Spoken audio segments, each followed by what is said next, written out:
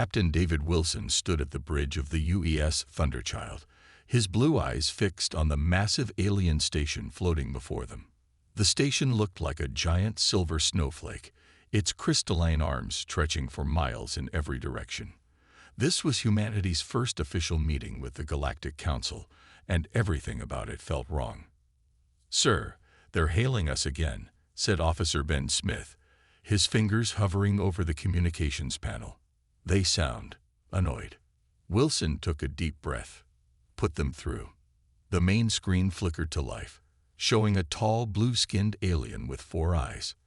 Next to it stood a human woman in flowing silver robes, Patricia Miller, Earth's supposed representative, who had been secretly working with the Council for years. "Captain Wilson." The alien spoke in perfect English, its voice dripping with contempt.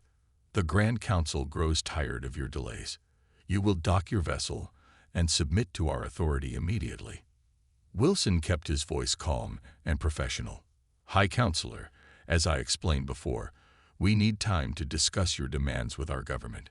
Asking for control of all Earth's resources within 24 hours is not a reasonable request." The alien's upper eyes blinked slowly. "You mistake this for a negotiation, Captain." "It is not." The creature gestured to Patricia Miller. "Your own kind has already shown us the truth about humanity's capabilities. Your weapons are primitive. Your shields are weak. Your AI systems are laughably simple." Wilson felt his crew tense around him. They all knew the truth. Humanity had hidden its real technology for decades, preparing for this exact moment. The ships that made first contact were deliberately designed to look outdated. "If I may speak, High Counselor," Patricia Miller stepped forward, her face showing a smug smile. "Earth's military is no match for even a single Council battleship. Their most powerful weapons couldn't dent your smallest vessel." Wilson watched her carefully. The traitor had no idea about the quantum cannons hidden beneath the Thunderchild's outer hull, or the AI cores that were far more advanced than anything the Council had seen. "Look," Wilson tried one last time. "We can establish peaceful trade relations. There's no need for threats or demands." The High Counselor rose from its seat, all 4 eyes glowing with anger. "You have 1 Earth hour to submit, or we will begin by destroying your Mars colonies as a demonstration." The alien leaned closer to the screen. "Your species is young, primitive, and foolish. The Council has ruled this galaxy for 10,000 years. We do not ask, Captain Wilson. We command." The screen went dark. Wilson turned to his crew. They all knew what this meant. Humanity had hoped for peaceful first contact, but they had prepared for war. "Send the Black Swan signal to command," he ordered, "and get me a secure line to Admiral Martinez." "Sir." Officer Smith worked his console, receiving reports from our stealth probes near the Council station. "They're powering up weapon systems." Wilson nodded grimly. "Their first mistake was thinking we'd come unprepared. Their second mistake was threatening Earth." He sat in his command chair, bringing up the tactical display. "Sound General Quarters. And someone get me coffee. It's going to be a long day." Red alert klaxons began blaring throughout the ship. As his crew rushed to battle stations, Wilson thought about the classified briefings he'd received. The Council had conquered or enslaved every species they'd encountered for millennia. They believed their technology was unbeatable. They had no idea that humanity had been watching them for decades, analyzing their weaknesses, and building weapons specifically designed to counter their defenses. "Message from Command, sir," Smith called out. "Code Echo 71. We are authorized to show our true capabilities." Wilson allowed himself a small smile. The Council thought they were dealing with primitive humans using simple weapons and weak shields. They were about to learn a very expensive lesson about underestimating mankind. "Launch stealth drones," he ordered. "Begin passive scanning of their shield frequencies. And someone find out where Patricia Miller's quarters are on that station." He paused, looking at the massive Council structure. "When this starts, I want to make sure our first shot goes right through her window." The crew began their work with quiet efficiency. In 1 hour, either humanity would be forced to kneel before the Council, or the galaxy would learn that humans don't take kindly to threats. Wilson was betting everything on the second option. After all, the Council had never faced a species that had spent centuries preparing for this exact moment. Chief Engineer Robert Hayes walked through the massive underground shipyard, his footsteps echoing off the icy walls of Europa. A mile of frozen water stood above him, hiding humanity's greatest secret from prying alien eyes. Here, beneath Jupiter's moon, lay the true power of Earth's fleet. "Status report on the Retribution," he asked, approaching the enormous black shape that filled most of the cavern. The ship was 3 miles long, its hull darker than space itself. Lieutenant Amy Foster fell into step beside him, her tablet displaying streams of data. "Final weapons check is complete, sir. The quantum cores are running at full power, and the AI integration is perfect." Hayes nodded, watching as hundreds of workers swarmed around the mighty battleship. The Council thought humanity was still playing with simple nuclear power and basic shield technology. They had no idea what was waiting down here. "Sir," a young technician ran up to them, face flushed with excitement. "We just got word from Earth. The Council gave their ultimatum. We have less than an hour." Hayes smiled. "Perfect timing. We've been ready for this for 15 years. He turned to Lieutenant Foster. "Begin launch sequence and alert security. We might have Council spies in the facility."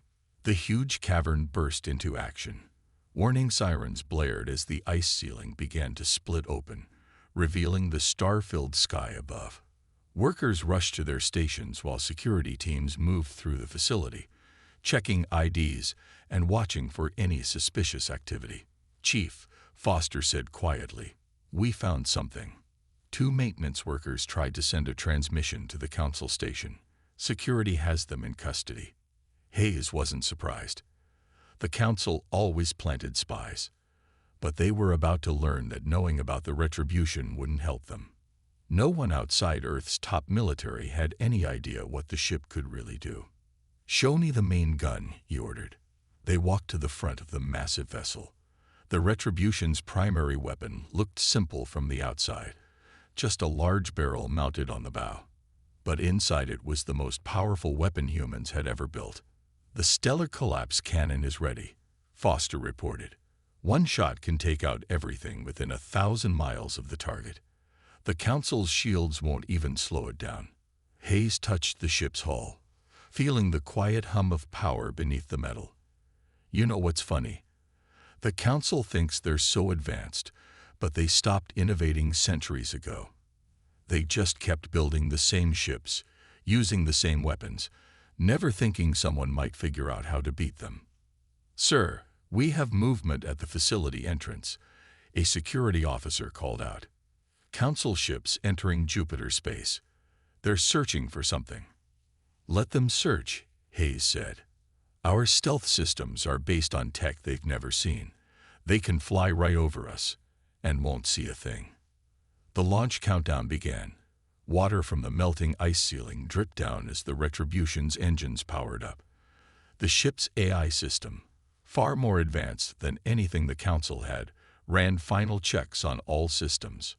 "Message from Captain Wilson on the Thunderchild," Foster announced. "The Council is mobilizing their fleet. They're planning to attack Mars first, then Earth." Hayes shook his head. "They still think we're defending planets. They don't realize we're about to take the fight to them." He turned to the command center. "Begin power-up sequence. I want the Retribution ready to launch the moment Earth gives the order." The mighty ship's quantum cores hummed louder, their energy making the air itself vibrate. Around them, smaller ships, each one more advanced than anything the Council had ever seen, prepared for launch. "Sir," Foster checked her tablet one last time. "All systems are green. The Retribution is ready." Hayes looked up at the massive battleship. Humanity had spent decades preparing for this moment, building weapons specifically designed to counter Council technology. While the aliens had grown lazy and complacent with their power, humans had been studying, innovating, and getting ready for war. Send word to all stations, he ordered. Operation Thunderstrike is now active. Launch in 10 minutes. The Council thought they were dealing with a young, primitive species. They were about to learn that humanity's real power had been hidden all along, waiting for this exact moment. And when the retribution rose from Europa's ice, the galaxy would never be the same. Commander Lisa Cooper watched in horror as the first Council ships appeared above Mars Colony 1. She had expected them to wait the full hour before attacking. She was wrong. "Get those civilians to the bunkers now," she shouted from Mars Defense Command. The massive underground control center shook as the first alien weapons hit the planet's surface. "How many enemy ships?" 30 Council battlecruisers, ma'am," replied Officer Steve Rogers, his hands flying over the defense controls. "They're targeting civilian areas first. They want to make Earth watch." Cooper's jaw tightened. The Council thought they were teaching humanity a lesson. Instead, they were about to learn one themselves. "Launch the defense fleet," she ordered. "Show them our primitive ships." From hidden bases across Mars's surface, 200 small ships rose into the red sky. They looked simple and weak, exactly what the Council expected from humans. The alien vessels moved to destroy them quickly. That's when everything changed. The first Council beam weapon hit a human ship and did nothing. The primitive shield technology they detected wasn't what was actually protecting the vessels.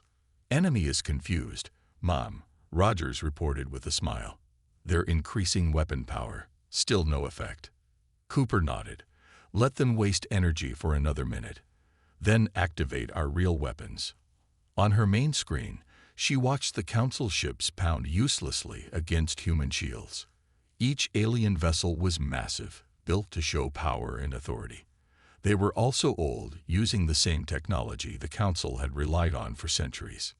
"Mom," a young officer called out, "we have civilian casualties in Sector 7. The dome is breached."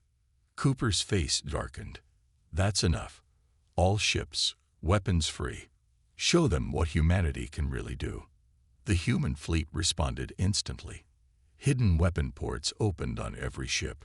The quantum torpedoes they fired weren't like anything the Council had seen before. These weapons didn't care about shields. They passed right through them. "First Council ship destroyed," Rogers reported. "Then 3 more down. 5. 8. He paused. "Ma'am, they're trying to retreat." "Not happening," Cooper said firmly. "Activate the gravity nets." Hidden satellites around Mars powered up, creating a web of artificial gravity that trapped the Council fleet in place. Now they couldn't run from what was coming. "Message from the Council commander," Rogers announced. They're begging for mercy." Cooper thought about the broken dome, the civilian casualties, the Council's arrogance. Put them on screen. The alien commander appeared, all 4 eyes wide with fear. "Please," it said. "We didn't know. We thought." "You thought we were primitive," Cooper cut in. "You thought you could kill our people to teach us a lesson. Now you learn one instead." She turned to her weapons officer. "Target their engines. I want them disabled, not destroyed. Earth will decide what to do with them." The battle ended in minutes.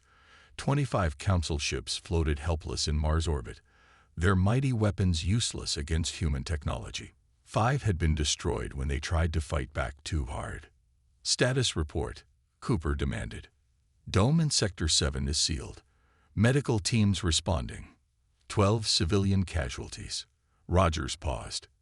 "Council prisoners are being transported to holding cells. Their ships are under our control." Cooper stared at the alien vessels on her screen.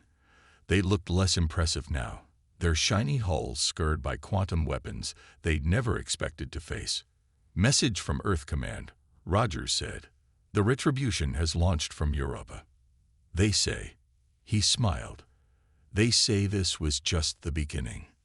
Cooper nodded. The Council had ruled the galaxy through fear and superior technology, but they had grown lazy, comfortable in their power. They never imagined that a primitive species might develop weapons specifically designed to beat them. "Send word to all Mars colonies," she ordered. "The enemy fleet is defeated. And tell Earth." She looked at the disabled Council ships again. "Tell them Mars sends its regards. The Council just learned what happens when you threaten humanity." As her crew cheered, Cooper thought about what was coming next. The Retribution would soon reach the Council's home station, and if they thought this battle was bad, they had no idea what that ship could do. The war had begun, and humanity was done pretending to be weak. Admiral John Martinez stood in the war room of the UES Retribution, looking at the massive hologram of Council space. Around him, Earth's top military leaders gathered to plan their next move. "The Mars attack changed everything," he said, pointing to the hologram. "We can't wait anymore. The Council needs to learn that threatening Earth was their biggest mistake." Strategic Officer Emily Wright stepped forward. She was young for her position, but nobody knew Council warfare better than her. "The Council's main station, the Eternal Dominion, has never been attacked in over 5,000 years. They think it's impossible to reach." Martinez smiled. "Show them Project Thunderstrike." Wright nodded and pressed a button. The hologram changed, showing a detailed view of the Retribution's main weapon. "The Stellar Collapse Cannon doesn't just destroy ships," she explained. "It creates a temporary black hole. Nothing can survive it, not even the Council's strongest shields." "How close do we need to get?" someone asked. "That's the tricky part," Wright replied. She zoomed the hologram out, showing the massive defense fleet around the Council station. "We count at least 2,000 ships guarding the Eternal Dominion. We need to get within 500 miles to guarantee a kill shot." Martinez touched the display, marking key points around the station. "The Council thinks they're invincible because they've never lost a major battle. But we've spent 50 years studying how they fight. We know every weakness in their strategy." The room grew quiet as he began explaining the attack plan. It was bold, maybe even crazy, but they had no choice. The Council had to be stopped before they attacked Earth directly. "The Retribution will lead the attack," he said, "but we won't go in shooting. Instead, we'll use our new stealth technology. They won't see us until it's too late." Wright brought up another display showing the Council's sensor systems. "Their scanners can't detect our quantum signatures. As far as they're concerned, we'll be invisible." "What about the Council spies?" someone asked. "The ones we caught on Mars." Martinez's face hardened. "They only saw our regular ships. Nobody outside this room knows what the Retribution can really do." He paused. "And speaking of surprises," he nodded to Wright, who pressed another button. A new image appeared, a small device that looked simple but contained humanity's most advanced AI technology. "This is the key to everything," she explained. "Once we're close enough, we'll release these drones. They'll hack into the Council's network and shut down their communications. Each ship will be on its own. No way to coordinate their defense." The room burst into excited whispers. The Council relied heavily on linked systems and shared control. Without that network, their mighty fleet would fall into chaos. "One more thing," Martinez said quietly. Everyone fell silent. "We received new intel about the Council's technology. You know how they claim to have been advancing their ships for 10,000 years. Wright nodded. "They lied. Our scans show their newest ships use the exact same technology as their oldest ones. They stopped innovating centuries ago. They just kept building the same designs over and over, never thinking anyone could beat them." Martinez looked around the room, meeting each person's eyes. "The Council thinks they're the most advanced species in the galaxy. Their arrogance made them lazy. While they sat comfortable in their power, humanity kept pushing forward, kept innovating." He turned back to the hologram, showing their complete battle plan. "In 6 hours, we launched the largest attack fleet in human history. But the Council won't see us coming. When they finally spot us, it'll be because we want them to. And by then it'll be too late. Right finished. The room filled with determined nods. Everyone knew their roles. Everyone understood what was at stake. The Council had ruled through fear for thousands of years. But they had never faced an enemy like humanity, an enemy that had spent decades preparing specifically to defeat them. Send the orders, Martinez commanded. All ships to battle stations. Operation Thunderstrike begins in 6 hours. As the leaders filed out, Wright stayed behind, studying the hologram of the Council station. Soon, the Eternal Dominion would learn that its name was a lie. Nothing was eternal, especially not the rule of tyrants who threatened Earth. The real war was about to begin. The Eternal Dominion hung in space like a giant crystal star, its 100-mile-wide arms glittering with lights. Inside the central chamber, High Counselor Zextal paced nervously. For the first time in 5,000 years, someone had dared to defeat Council ships. How? He demanded, all 4 eyes fixed on the hologram showing the Mars battle. How did these primitives destroy our best ships? None of the other Council members spoke. They had never seen weapons like the ones humans used.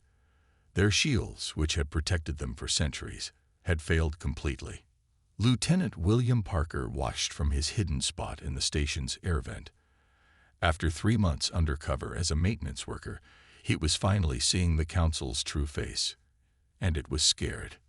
The human fleet has vanished, one Council member reported. Our sensors show nothing leaving Earth's system. But what? Zextal snapped. They've stopped pretending to be weak. The technology they showed at Mars. It's beyond anything we have. Parker smiled to himself. His real mission wasn't just to spy. He needed to confirm what Earth scientists had suspected for years. The Council had stopped developing new technology long ago. He pulled out a tiny scanner, pointing it at the Council's main computer. The results made him want to laugh. Their advanced systems were running on quantum processors that Earth had surpassed 30 years ago. Send in the main fleet, Zextal ordered.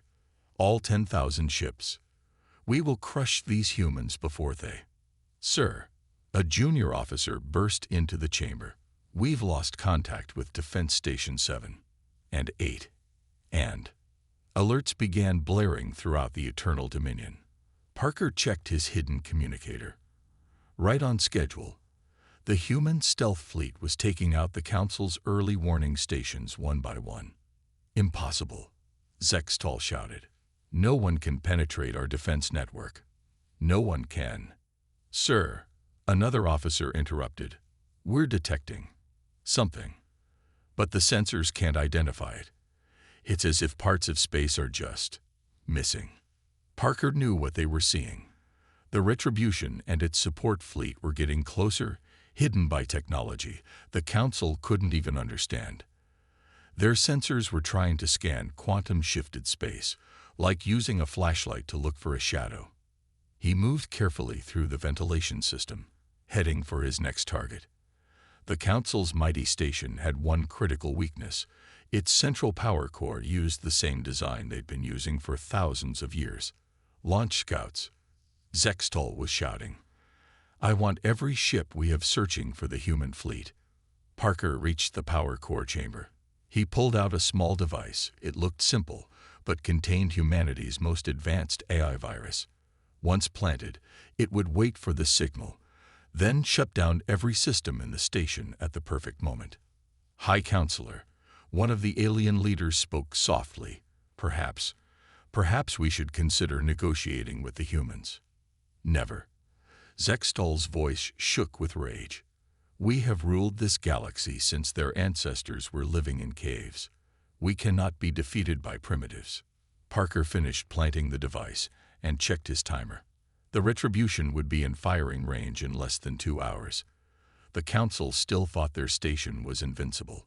They had never imagined someone could turn their own technology against them. Sir, a technician called out, we're detecting power fluctuations in sectors 7 through 12. But our diagnostics show nothing wrong. Of course they showed nothing wrong. The Council had been using the same diagnostic systems for centuries. They never updated them, never improved them. Why should they? No one had ever beaten them before. Parker made his way toward his extraction point. In 2 hours, the Council would learn what happened when you pushed humanity too far. Their mighty station, their unbeatable fleet, their advanced technology, none of it would save them. Send the alert to all Council worlds, Zextal commanded. Tell them, tell them. He never finished the sentence. At that moment, every screen in the station suddenly showed the same message. From humanity to Galactic Council. NESSAG. You showed HAVLEF to Earth alone. The real battle was about to begin. Captain Karen Hughes stood on the bridge of the support ship UES Defiant, watching as the massive form of the Retribution led their fleet toward the Council station. Thanks to their stealth systems, 10,000 human ships moved through space completely unseen. Status report, she ordered quietly. Council ships are still searching the wrong sector, her tactical officer reported. Their sensors can't see us at all. Lieutenant Parker's virus is working perfectly. All their systems are giving them false readings. The fleet moved silently through space, their quantum drives making no ripples in the fabric of reality that Council technology could detect. On her main screen, Hughes watched the Eternal Dominion grow larger. Even now, its lights shined proudly, its defenders unaware of what was coming. Message from Admiral Martinez on the Retribution, her communications officer announced. We're entering Phase 1. All ships prepare for battle stations. Hughes nodded. Send the signal to all ships in our battle group. Weapon systems online. Drop stealth on my mark. The Council's defense fleet was massive. Nearly 10,000 ships arranged in a sphere around their station. But they were looking outward, expecting an attack from the front. They never thought to look inside their own defense perimeter. 5 minutes to optimal range, the tactical officer reported. Hughes touched a control on her chair, bringing up the fleet-wide communication channel. All ships, this is Captain Hughes. Remember your training. Remember Mars. The Council thought they could threaten Earth without consequences. Today, we show them how wrong they were. She watched as the last pieces fell into place. The Council ships continued their useless search patterns. The mighty station's weapons remained quiet. Everything was going exactly as planned. 3 minutes to range. Hughes thought about how long humanity had prepared for this moment. While the Council grew lazy and complacent, Earth had built ships and weapons specifically designed to counter their technology. Every human vessel carried systems that could shut down Council shields, jam their weapons, and break through their strongest armor. 2 minutes. Captain, her sensor officer called out suddenly. One Council ship just changed course. They're turning this way. Hughes leaned forward. Did they spot us? No. Nom. Looks like a random patrol pattern, but they'll pass within visual range of the Retribution in 30 seconds. She smiled. Let them come. Time to show ourselves anyway. She pressed her command channel. All ships, prepare to drop stealth on my mark. Weapons free, but hold fire until the Retribution gives the signal. The Council ship grew closer, its crew having no idea they were about to fly past the largest human battleship ever built. Time to optimal firing range. 60 seconds, tactical reported. Hughes took a deep breath. All ships, drop stealth now.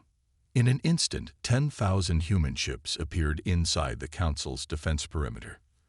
The Retribution's massive black hull seemed to swallow the stars around it as its weapon ports opened. The Council ship that had strayed too close tried to turn away. Too late. Its sensors suddenly screamed with alarms as they detected the massive human fleet that had appeared out of nowhere. Council fleet is responding, Tactical announced. They're trying to turn their ships around. Their communication network is in chaos. Parker's virus is keeping them from coordinating. Message from the Retribution. Communications called out. Admiral Martinez says, remember Mars. No mercy. Hughes watched as panic spread through the Council fleet. Ships tried to turn and fight, but they were facing the wrong way. Their mighty defensive formation had become a trap, They were blocking each other's lines of fire. All ships, battle formation Delta, Hughes commanded. Protect the Retribution until it reaches firing position. Today we show the Council that humanity will not bend, will not break, and will not be threatened. The Council's mighty station finally began powering up its weapons, but Hughes knew it was too late. The Retribution's main gun was already charging, its quantum cores humming with enough power to create a temporary black hole. All ships report ready, Tactical announced. Council fleet is in disarray. We have them, Captain. Hughes nodded grimly. Send word to the Retribution. The support fleet is in position. Let's finish this. The final battle for the galaxy was about to begin, and the Council was about to learn why you should never threaten Earth. Chief Engineer Robert Hayes stood at his station aboard the Retribution, hands steady on the quantum core controls. This was the moment everything had led to. Main gun at full power, he reported. Ready to fire on your command, Admiral. Admiral Martinez nodded from his command chair. On the massive view screen, the Eternal Dominion blazed with defensive energy, its shields glowing bright enough to rival a star. Council is broadcasting, sir, the communications officer announced. They're begging for mercy. Like they showed mercy to Mars. Martinez's voice was cold. Put them on screen. High Counselor Zextal appeared, all four eyes wide with fear. Please, we surrender. We'll give you anything you want. You threatened Earth. Martinez replied calmly. You killed innocent people on Mars. And now you think you can beg. He turned to Hayes. Activate the virus. Hayes pressed a single button. Throughout the Council station, Lieutenant Parker's virus sprang to life. Lights flickered. Weapons went dead. And their mighty shields, the same shields they'd relied on for thousands of years, simply vanished. No, Zextal screamed. Impossible. Our systems can't be. Your systems, Martinez cut in, are centuries outdated. While you sat thinking you were invincible, humanity kept advancing. Everything we built, every weapon we designed, was made to defeat you. Around the Retribution, the battle raged. Council ships fired desperately at the human fleet, but their weapons couldn't penetrate the quantum shields. Human ships struck back with devastating effect, their specially designed weapons cutting through Council defenses like they weren't even there. Sir, Hayes called out, stellar collapse cannon at maximum power. Target locked. Martinez stood up. This is humanity's message to the galaxy. Threaten us, and this is what happens. He paused. Fire. The Retribution's main gun erupted. A beam of pure darkness shot out, a concentrated point of quantum energy designed to create a temporary black hole. It struck the center of the Eternal Dominion. For a moment, nothing happened. Then reality itself seemed to bend. The mighty station, pride of the Council for 5,000 years, began to collapse in on itself. The artificial black hole ate through its center, growing larger with each second. Council ships nearby were pulled in, unable to escape its gravity. Message from Lieutenant Parker. Communications reported. He's safely aboard the UES Defiant. Mission accomplished. Hayes watched his readings in awe. The black hole was performing exactly as designed, destroying the station while remaining contained enough not to threaten the human fleet. Council ships are surrendering, Tactical announced. All of them. They're powering down weapons and shields. The Eternal Dominion's destruction was beautiful in a terrible way. As the last pieces of the station vanished into the quantum singularity, the black hole collapsed in on itself, disappearing as if it had never existed. Martinez opened a channel to all remaining Council ships. Your station is gone. Your fleet is defeated. Here are humanity's terms. Surrender completely, or we will do this to every Council world until none of you remain. The response was immediate. Every Council ship sent signals of surrender. Their mighty empire, which had ruled the galaxy through fear for thousands of years, had been broken in less than an hour. Sir, Hayes reported, checking his final readings. Quantum core is stable. The weapon performed perfectly, ready to fire again if needed. But it wasn't needed. Throughout Council space, news of the Eternal Dominion's destruction spread. Client races that had been enslaved for centuries began to rise up. The Council's power was broken. Message from Earth Command. Communications announced. They say, "Well done. Come home." Martinez finally allowed himself to smile. Send word to all ships. The Council threatened Earth.